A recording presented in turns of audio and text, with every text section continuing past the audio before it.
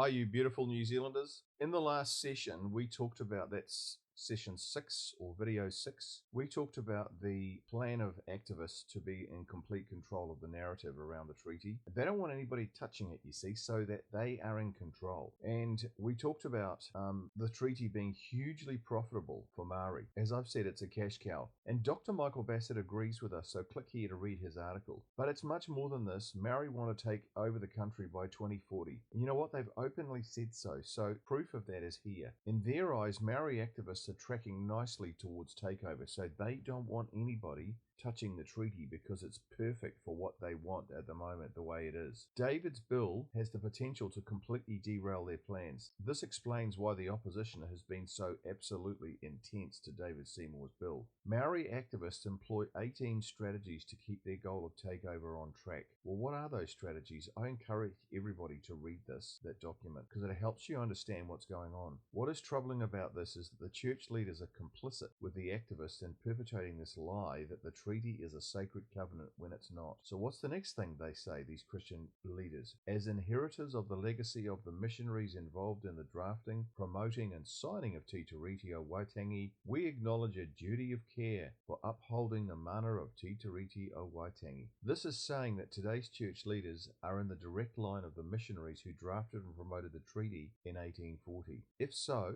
the 440 church leaders just must be joking, surely. Why? Because the missionaries in 1840 and our 440 church leaders today are just chalk and cheese. The missionaries in 1840 went to extreme lengths to ensure that the chiefs understood the treaty. For example, Henry Williams and his son translated the final English draft into Maori on the night of the 4th of February. Then on the night of the 5th, Henry and his son spent the night with the chiefs in Te Tii Marae at Waitangi to make sure the chiefs understood what they were signing. Henry Williams wrote to Bishop Selwyn. He said, "The instruction of Captain Hobson was not to allow anyone to sign the treaty until he fully understood it, to which instruction I did most strictly attend. That the natives to whom I explained the treaty understood the nature of the same, there can be no doubt." Now this guy Henry Williams is a guy to be believed. He was head of the Church Missionary Society, and you don't get that sort of position unless you're a guy of great integrity. So he's not just pulling the wool over somebody's eyes here. He's telling the truth. No doubt about what? He says there can be no doubt that the chiefs understood what they were signing. No doubt about what? Well, that if the chiefs signed the treaty, they were fully aware that they would be ceding sovereignty, that they would be giving up the resources of their country, all of them, including water, to be managed by the British government. That if they signed the treaty, they'd be giving permission to the British to govern all citizens of the country, including all Maori. That if they signed the treaty, they'd be able to rest, knowing that the British would protect the ownership of their land, dwellings and property, i.e. their 1 centimetre squares. That if they signed the treaty, giving up the coastline, the seabed and foreshore to the British, according to British common law, to be managed by them for the benefit of all New Zealanders. That if they signed the treaty,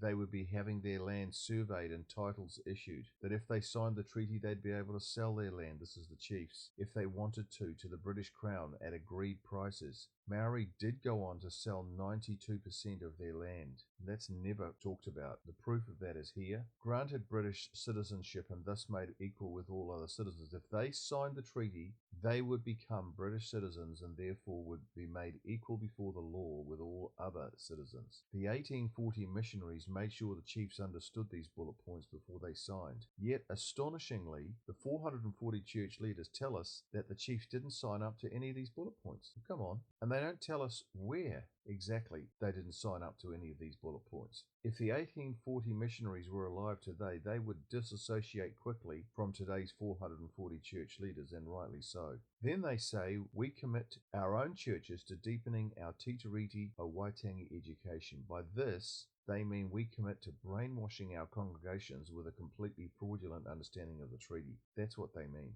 Make no mistake, these 440 church leaders want to hoodwink their congregations to do three things: to drink in an activist understanding of the treaty, to not oppose the Maori takeover of the country, to join in with the Maori take over the country, helping it along. If you don't believe radical Maori are trying to take over the country, read this. In other words, the 440 church leaders are activists. Then they go on to say, and they're pursuing reconciliation. Oh my goodness. Maori activists love to play this victim card. They say they are not reconciled with the rest of New Zealand. The constant call for, quote, reconciliation is therefore a ruse, and the church leaders are joining in. It's a ploy to keep getting cash and assets from the government. In other words, Maori activists say as long as the cash and the assets and power keep coming to us, we feel we are being reconciled. But if the cash and assets and power stop coming, we feel more reconciliation is needed. That is to say, we are pursuing reconciliation as code for keep the cash and assets coming. See how it works? And then the Christian leaders say, we will work to ensure the flourishing of life in Aotearoa, New Zealand for all peoples living here, both tangata Tiriti and tangata whenua,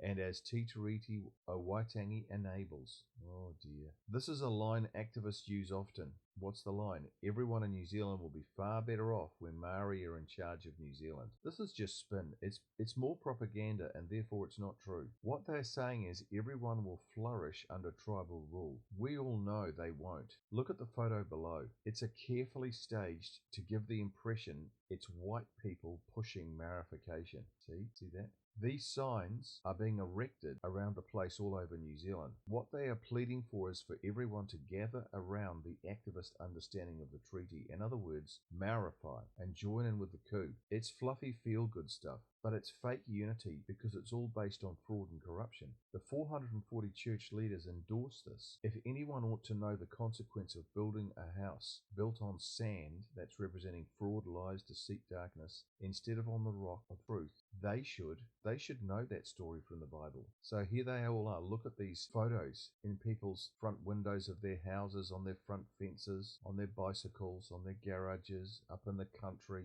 farmers joining in. That's the impression they want to give you. It's worth noting too that these 440 church leaders refer to New Zealand as Aotearoa New Zealand, which is not the official name of our country. So what did they do this for? They are virtue signaling. That is all. Jesus strongly condemned this kind of fake behavior. Watch this video.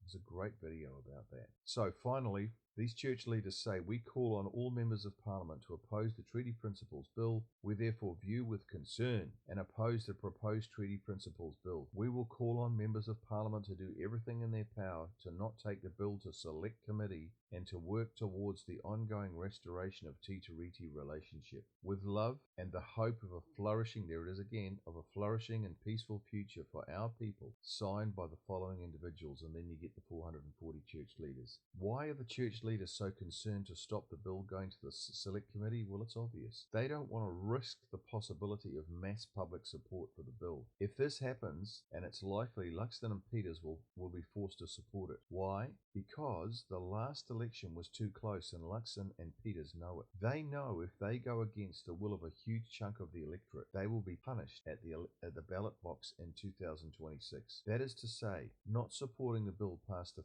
first reading would seal their exit from Parliament in the next election. And you know what? Both Peters and Luxton tremble at that thought. Despite what they tell us, re-election has always been and will always be the main concern of sitting MPs. Maori activists and our 440 church leaders know this. This is why they tremble too. Public support for David's bill could end the gravy train. Finally, truly, sincerely, God help the parishioners who are left in the shrinking churches of these 440 church leaders. These parishioners need our prayers, truly they do. Are the 440 church leaders masquerading as church leaders, but really they are treaty-ignorant Pharisees and activists? Or are they really bona fide church leaders? Well, let the evidence speak for itself.